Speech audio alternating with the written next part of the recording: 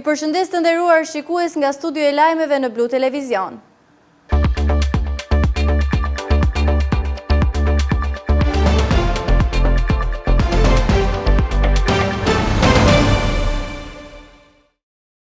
Kryeministri Edi Rama ka mbledhur kryetarët e bashkive të vendit në një prej lokaleve përgjatë taksit rrugor Kuç Çeparon në jug të vendit. Takimi zhvillohet në kuadër të diskutimeve për reformën territoriale dhe ndryshimet që mund të prekin organizimin e pushtetit vendor në Shqipëri.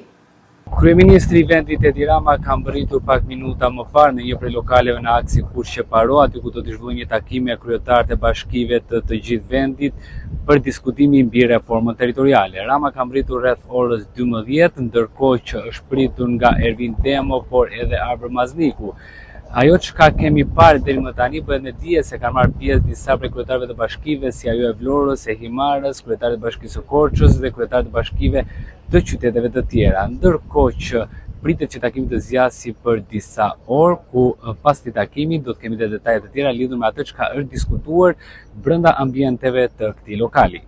Kryeministri Edi Rama ka mbledhur kryetarët e bashkive të vendit në një takim të zhvilluar në një prej lokaleve përgjatë taksit rrugor Kuç Çeparon në jug të vendit. Takimi zhvillohet në kuadër të diskutimeve për reformën territoriale dhe ndryshimet që mund të prekin organizimin e pushtetit vendor në Shqipëri. Kryetarët e bashkive kanë mbritur më herët, ndërsa kryeministri Rama ka mbritur rreth orës 12. Në momentin e mbritjes ai shpritur nga ministrat Arbian Mazniku dhe Blendi Demo, të cilët janë angazhuar në procesin e diskutimeve për qeverisjen vendore dhe reformën territoriale. Pritet që në fokus të jenë propozimet për riorganizimin territorial të vendit, mënyra e funksionimit të njësive vendore dhe mundësia e ndryshimit të hartës së bashkive. Mësohet se në këtë takim marrin pjesë dhe drejtuesit e bashkive që mund të preken drejt për drejt nga reforma territoriale. Pikërisht për këto bashki, diskutimi pritet të jetë veçanërisht i rëndësishëm pasi çdo ndryshim në hartën territoriale mund të sjellë riorganizim të njësive administrative dhe mënyrës së ofrimit të shërbimeve për qytetarët. Kjo është një nga mbledhjet ku pritet të diskutohen në nivel politik dhe institucional hapat e mëtejshëm të reformës, ndërsa ende nuk ka detaje të plota mbi propozimet konkrete që do të shqyrtohen. Takimi zhvillohet në një prej zonave turistike të jugut dhe pritet të zgjasë disa orë.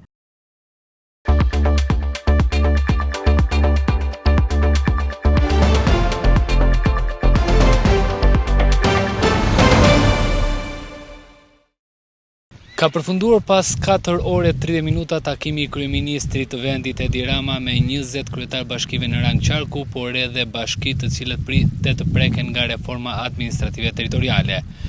Burimin nga brenda takimit bën me dije se ka patur diskutime nga të gjithë krerët e bashkive të Vlorës, të Selenicës, por dhe bashkive të tjera lidhur me diskutimin e reformës territoriale. Ka patur edhe kundërshtime apo ide të cilat janë drejtuar kryeministrit Rama mbi ato bashki të cilat shkrirja e tyre do të dëmtojë shërbimin e qytetarëve apo edhe në bazë të resurseve natyrore apo edhe numrit të popullsisë. Ka përfunduar pas rreth 4 orësh e 30 minutash takimi organizuar nga kryeministri Edi Rama në Kuç me kryetarët e bashkive në rang qarku, si dhe me drejtuesit e bashkive që parashikohet të preken nga reforma e re administrativo-territoriale. Gjatë takimit janë zhvilluar diskutime mbi reformën dhe ndryshimet e propozuara në hartën e bashkive. Kryetarët e bashkive që parashikohet të shkrihen kanë paraqitur opinionet dhe argumentet e tyre, duke shpjeguar arsyet se përse njësitë që drejtojnë duhet të vijojnë të ekzistojnë. Sipas burimeve në diskutime kanë marrë pjesë të gjithë kryetarët e pranishëm, ndërsa në fokus ka qenë ardhmja e dhe mundësitë e bashkimeve të tyre. Në takim kanë marrë pjesë kryetarët e bashkive Durrës, Shkodër, Kukës, Elbasan, Korçë, Berat, Vlorë, Gjirokastër, Klos, Rogozhin, Dimal, Poliçan, Patos, Divjak, Selenicë, Maliq, Këlqyr, Corrik, Belç dhe Libohov. Reforma administrativo-territoriale do të vijojë me konsultime me bashkitë, komunitetet dhe aktorët e tjerë të përfshirë, me synim për një organizim vendor më funksional, efikas dhe më pranë qytetarëve.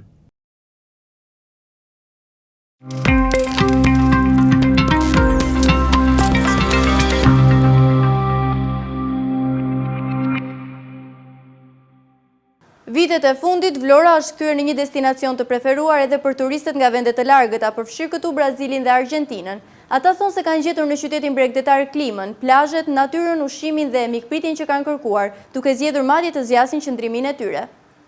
Vlora vitet e fundit është kthyer në destinacionin e pushimeve për shumë turistë të huaj, të cilët vijnë nga vendet e largëta. Pak vite më parë do të ishte një çudi, por sot në qytetin bregdetar gjen duke pushuar krahas italianëve dhe lindorëve dhe turistë nga Amerika Latine, si Brazili dhe Argjentina. Të huajt kanë lexuar për Shqipërinë dhe specifikisht Vlorën, siç tregojnë edhe vetë në rrjetet sociale, duke parë vlerësimet pozitive që ka vendi ynë, kanë vendosur të vinë këtu. Në fjalën e tyre pojnë se në qytet kanë gjetur klimën e mirë, plazhin dhe natyrën e mrekullueshme, por dhe ushqimin dhe njerëzit fantastik. Shumë kanë ardhur për të qëndruar disa ditë, por i kanë zgjatur pushimet. Ata shprehen tepër të lumtur që kanë zbuluar këtë destinacion dhe e premtojnë se do të rikthehen sërish. Madje kanë nisur ta sugjerojnë edhe tek miqtë e tyre në vendet e origjinës. Unë vi nga Italia, nga Milano. Është hera e tretë që vim në Vlorë. Është një qytet shumë i bukur, deti është shumë i mirë. Qyteti është vërtet shumë i bukur. Ne kemi ardhur për pushime këtu. Në Vlorë do të qëndrojmë rreth 2 muaj. Ndihemi shumë e fat për këtë gjë. Unë vi nga Polonia dhe jam për herë të parë në Shqipëri. Më pëlqen shumë qyteti, kështu siç është, i vogël, i ngrohtë dhe duket shumë autentik. Zgjodha Vlorën dhe Shqipërinë këtë herë pasi lexova në rrjetet sociale që ky vend kishte vlerësime shumë pozitive dhe njerëzit që shpjegoni se sa bukur ishte këtu. Ushqimi i mirë, njerëz miqësor dhe pas kësaj vendosa të vi. Kur erdha këtu, sigurisht që i kam gjetur të gjitha, po kaloj pushime shumë të bukura këtu. Në vendin tuaj më shumë më pëlqeu natyra. Isha fillimisht në Valbon dhe më pas do të shkoj në Karaburun dhe Sazan. Do ta sugjeroja këtë vend tek miqtë e mi, sapo u shkrova duke thënë se është shumë bukur dhe duhet të vinë këtu. Mendoj se në të ardhmen do të kthehem sërish këtu.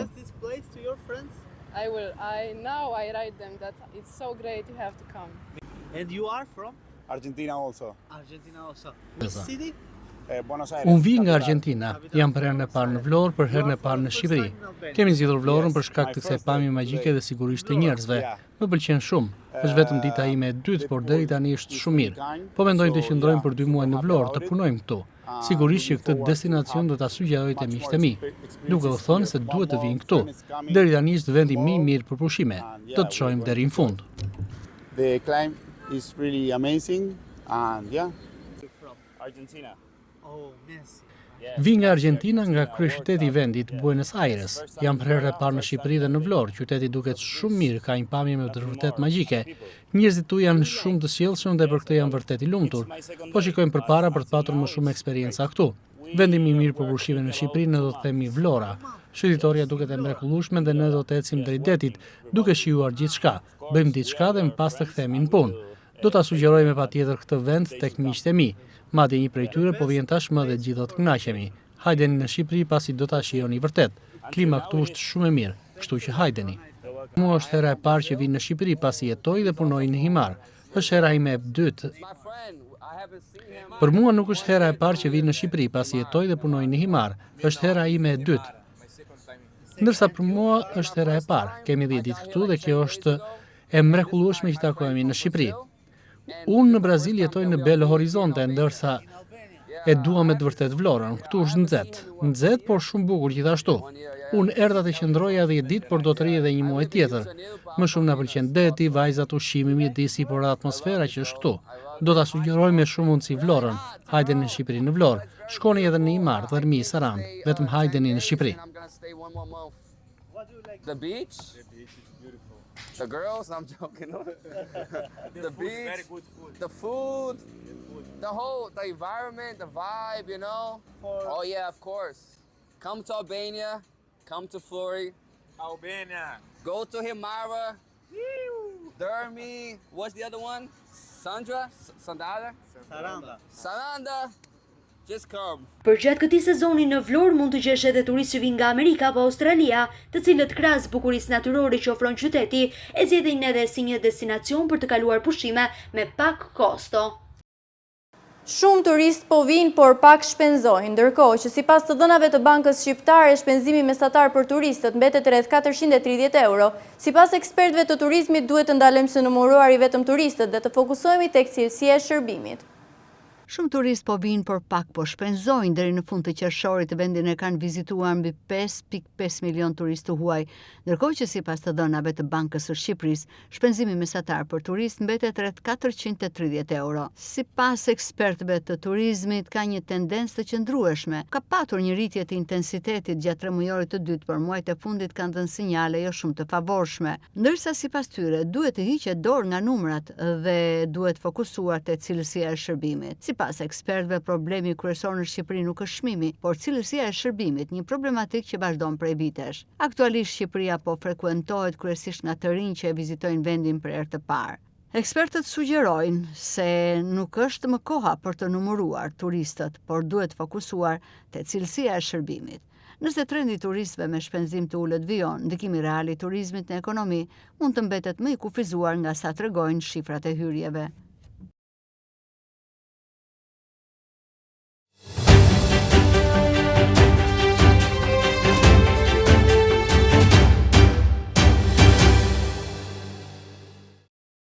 Bashkimi Evropian kufizon importet nga Brazili. Sipas kreut të AKU-s në Vlorë, Endri Hyseni, ky ndryshim ka detyruar autoritetin kombëtar të ushqimit të kërkojë marrjen e masave për ndalimin e produkteve të mishit, të gjetit dhe shpendve që vinë nga stabilimente, të cilat nuk janë miratuar nga Bashkimi Evropian. Nuk do të ketë më import të produkteve të mishit, të gjetit dhe shpendve nga Brazili, nga të gjitha stabilimentet që nuk janë të miratuara nga Bashkimi Evropian. Vendimi është përcjell tashmë të gjitha institucioneve rajonale të Autoritetit Kombëtar të Ushqimit pas vendimit të Drejtorisë së Përgjithshme. Drejtori i AKU-s në Vlorë, Endri Hyseni, ka konfirmuar se ndalimi do të zbatohet për produktet e mishit, të gjetit dhe shpendve që vinë nga stabilimentet në Brazil, të cilat nuk janë miratuar nga BE-ja. Urdhri nuk ka fate aktualisht, pritet normalisht një urdhër dytë, por për momentin, duke qenë se jemi në këtë fazë, është urdhri i ministrit e ka të përcaktuar i qartë që Autoriteti Kombëtar i Ushqimit do të marrë gjitha masat e nevojshme për të informuar operatorët edhe gjithë konsumatorët që mos të kenë më import nga stabilimente jo të miratuara nga Bashkimi Evropian. Pikërisht urdhri ngarkon edhe Autoritetin Kombëtar të Ushqimit për të informuar të gjithë operatorët e biznesit, të cilët bëjnë import nga shteti i Brazilit, për gjitha kushtet edhe kriteret, cilat hapësirat edhe mundësitë që lejon ky urdhër për të garantuar tregtimin e këtyre produkteve nga Republika Federale e Brazilit. Vendimi është në fuqi për një afat të papërcaktuar, ndërkohë, sipas Hysenit, kontrollet do të shtohen edhe në pikat kufitare, ndërsa të gjitha subjektet importuese janë porositur të jenë rigoroz në zbatimin e këtij vendimi. Atëherë, për sa i përket importit të produkteve të mishit nga Republika Federale e Brazilit, ka dalë një urdhër i ministrit i cili e ka saktësuar pjesën e importit të mishit nga Brazili, urdhër i cili konsiston në ndalimin e importit të mishit të gjedhit dhe të shpendëve të importuar nga Republika Federale e Brazilit, përveç atyre produkteve të cilat vinë me origjinë nga stabilimente të miratuara nga Bashkimi Evropian. Atëherë, stabilimentet të cilat nuk janë të miratuara nga Bashkimi Evropian, në mënyrë kategorike, stabilimentet të cilat nuk janë të miratuara nga Bashkimi Evropian nuk do të lejohen të hyjnë në Republikën e Shqipërisë. Importi i mishit nga Brazili nuk do të lejohet më nga stabilimentet që nuk janë miratuar nga Bashkimi Evropian. Vendimi tashmë ka hyrë në fuqi dhe kontrollet do të vijojnë për të garantuar zbatimin e tij. Filiali i Postës Shqiptare në Vlorë ka regjistruar rritje të fluksit të qytetarëve gjatë korrikut dhe ditëve të para të gushtit, veçanërisht për pagesat e pensioneve. Sipas drejtores Tahiraj, bonusi i akorduar në korrik dhe ardhja e emigrantëve ka ndikuar në rritjen e kërkesave. Filiali i Postës Shqiptare në Vlorë operon në 3 bashki, Vlorë, Himar dhe Selenic, duke mbuluar rreth 26 zyra postare. Në këto zyra ofrohen rreth 71 shërbime të ndryshme, ku përveç ndarjes së pensioneve, qytetarët marrin dhe shërbime të tjera postare dhe financiare. Gjatë një interviste për Blu Televizion, drejtoria e Postës Shqiptare në Vlorë, Dorina Tahiraj, është ndalur te pagesat e pensioneve, duke theksuar rritjen e ndjeshme të fluksit gjatë muajit korrik, por dhe në ditët e para të gushtit. Bonusi akorduar në muajin korrik, si dhe ardhja bashkëdhetarëve që jetojnë dhe punojnë jashtë vendit, ka ndikuar në rritjen e numrit të qytetarëve që paraqiten në zyrat postare. Në shumë raste pensionet të rriqen për një periudhë që varion nga 6 deri në 12 muaj, duke shtuar kështu ndjeshëm fluksin. Dhe kryesisht ajo që ka dhe më impakti më të madh te pjesa e qytetarëve janë pagesat e pensioneve. Gjatë muajit korrik, fluksi punës ka qenë i shtuar për shkak të pagesave edhe të pjesës së bonusit të pensionit të akorduar nga ana e qeverisë shqiptare.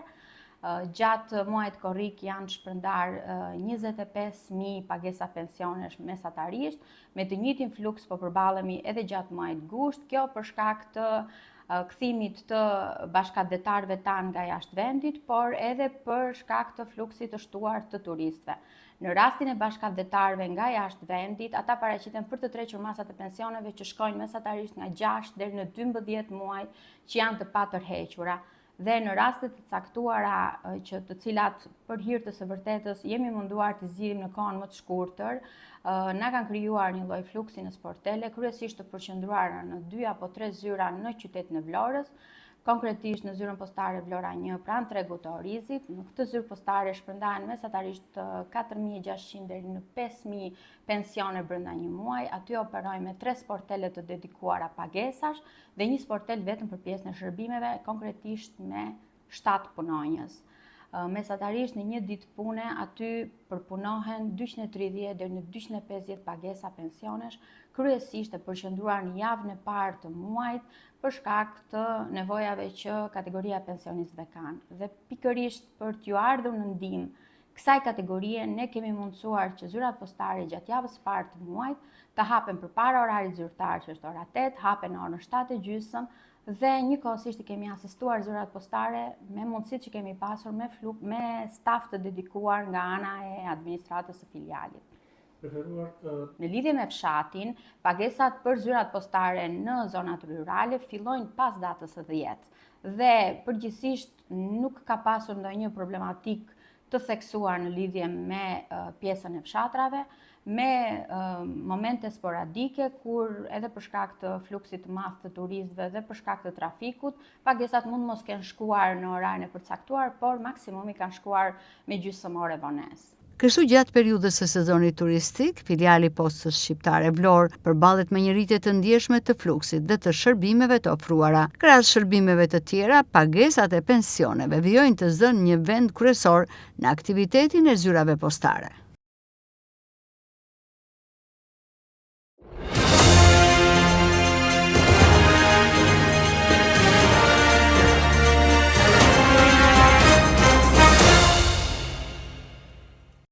Një person rreth 53 vjeç është plagosur rënd pasi është hedhur nga një shkëmb në zonën e radhimës pranë Orikumit. Ai ka rënë me pjesën e kraharorit në det dhe sipas mjekëve ka dëmtime në mushkëri nga përplasja.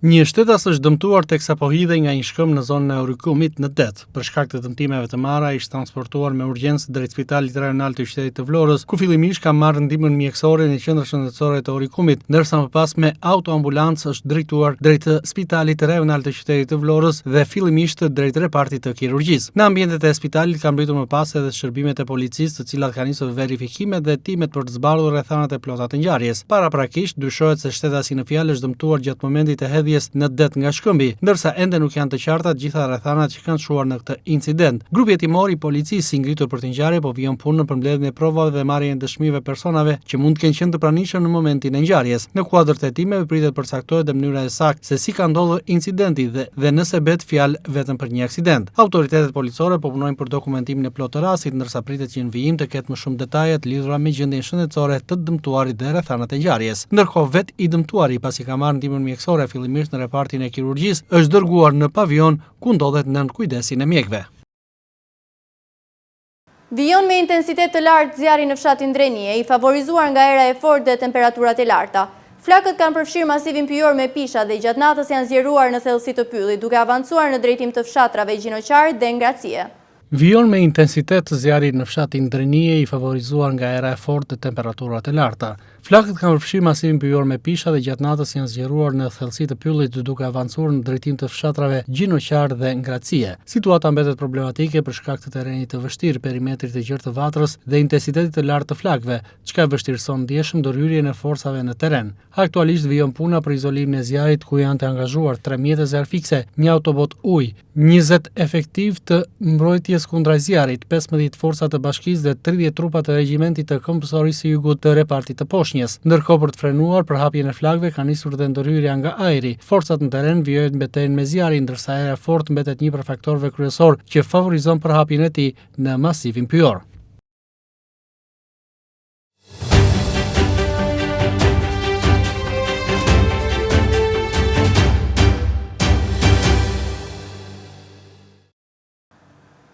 Dhjetra banor të fshatrave të zonës naftmbajtëse Patos Marines kanë protestuar sërish para ditën e sotme përballë zyrave të kompanisë Bankers Petroleum për mospagesën e qirasë së tokës.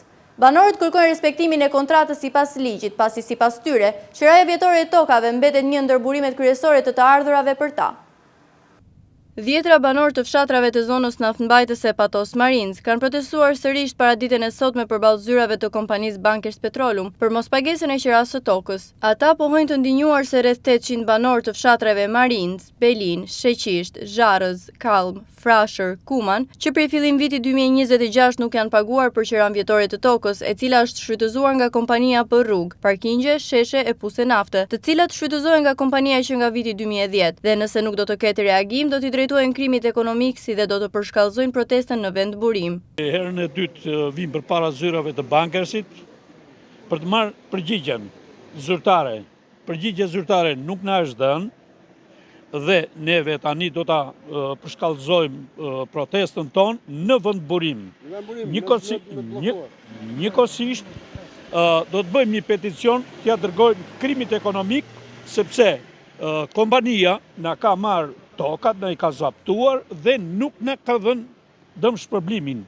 Kemi bërë kontratën, po deri në prill për shembull që unë e kam pasur, jam i shlyer nga prilli e këtej, unë e quaj zaptim të pronës time.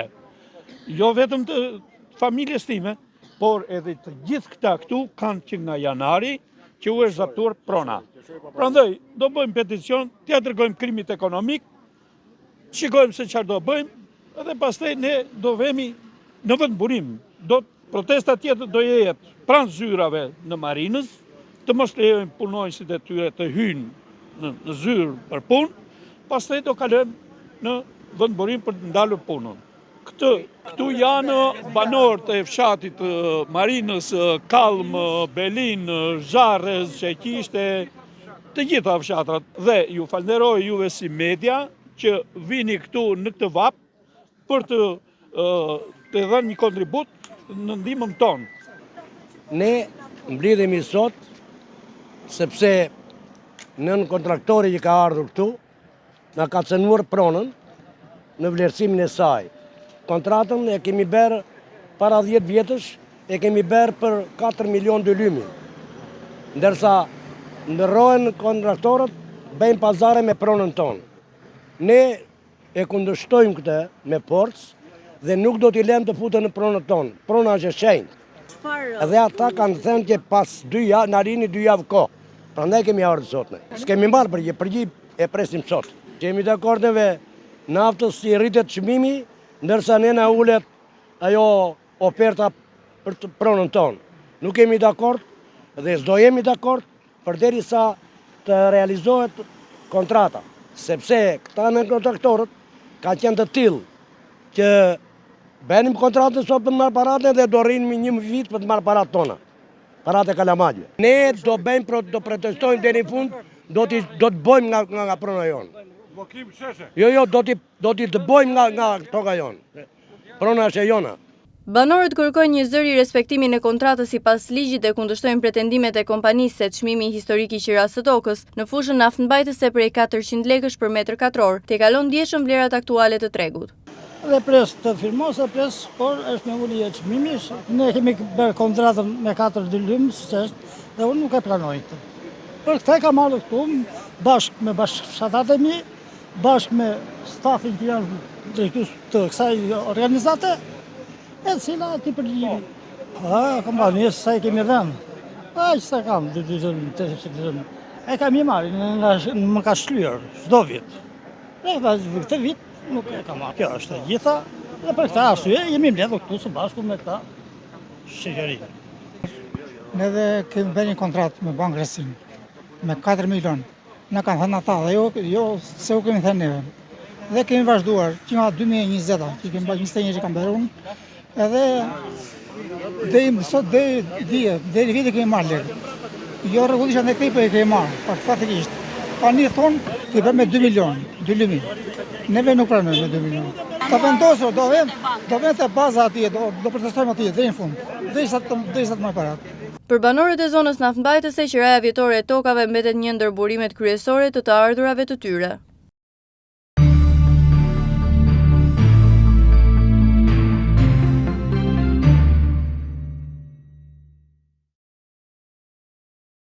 Muzet në qytetin e Gjirokastrës vijojnë të jenë ndër pikat më të rëndësishme për tërheqjen e turistëve vendas dhe të huaj.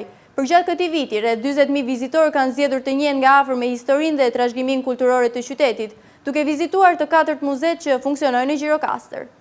Muzet në qytetin e Gjirokastrës vijojnë të jenë ndër pikat më të rëndësishme për tërheqjen e turistëve vendas dhe të huaj. Përgjatë këtij viti, rreth 40.000 vizitorë kanë zgjedhur të njihen nga afër me historinë dhe trashëgiminë kulturore të qytetit, duke vizituar 4 muzet që funksionojnë në Gjirokastër: Muzeun e Armëve, Muzeun Etnografik, Muzeun Kadare dhe Muzeun e Luftës së Ftohtë. Krahas turistëve të huaj, interes për të vizituar muzet e qytetit të Gurçë shfaqen dhe turistët vendas, të cilët i shohin këto hapësira si një mundësi për të njohur më nga afër historinë dhe traditat e qytetit të Gurçë. Përgjatë vizitave, turistët informohen mbi ngjarjet historike, personalitetet e rëndësishme, mënyrën e jetesës, traditat shumë shekullore dhe zhvillimet që kanë shoqëruar qytetin ndër vite. Vizitorët e vlerësojnë si të dobishme dhe njëkohësisht argëtuese përvojën në muze, duke e bërë dhe më tërheqës qëndrimin në Gjirokastër. Veçanërisht gjatë sezonit turistik, muzet kanë një numër të lartë vizitorësh, të cilët i përfshin ato në itineraret e tyre krahas kalas, qendrës historike dhe monumenteve të tjera të qytetit. Mirë funksionimi i muzeumeve dhe pasuria që ato mbartin, po luajnë një rol gjithnjë më të rëndësishëm në zhvillimin e turizmit kulturor. Rritja e numrit të vizitorëve tregon interesin në rritje për historinë dhe trashëgiminë e Gjirokastrës, duke i kthyer muzet në qendra të rëndësishme të informimit dhe promovimit të vlerave të qytetit. Kjo ishte gjithçka e përgatitur për këtë edicion informativ. Ju falenderoj për vëmendjen, bashkë mirupafshim.